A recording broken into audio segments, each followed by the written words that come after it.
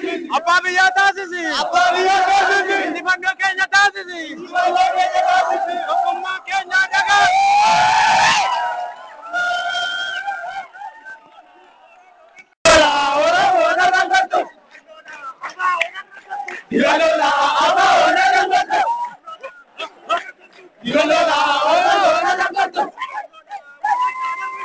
Ibalola wala kana rangato.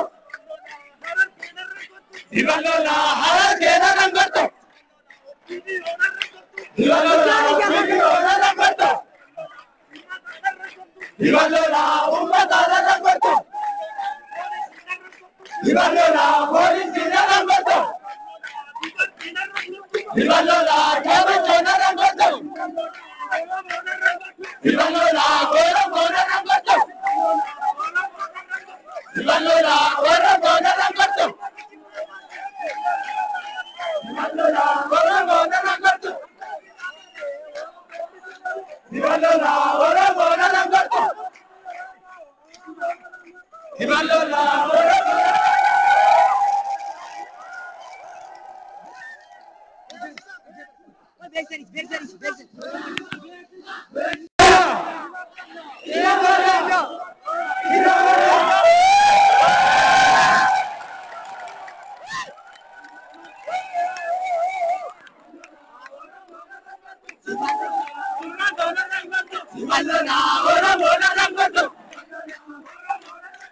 Ibalola ora bona rangato.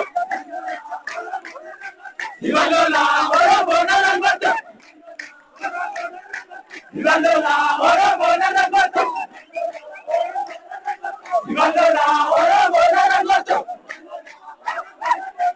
Ibalola ora bona rangato.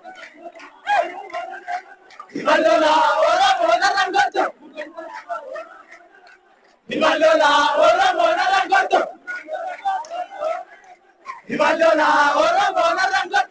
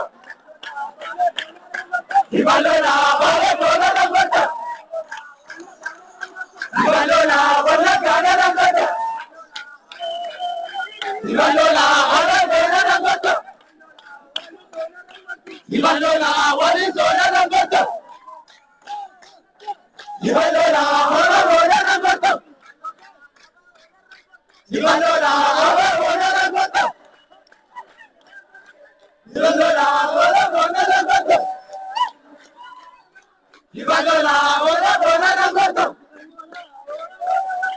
Ibalola ora bona rangato.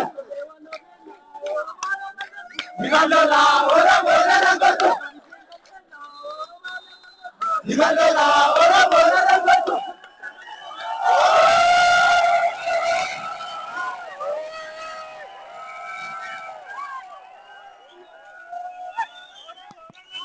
Ibalola Oromoon arraan gaddu. Kagarnu. Digaagoo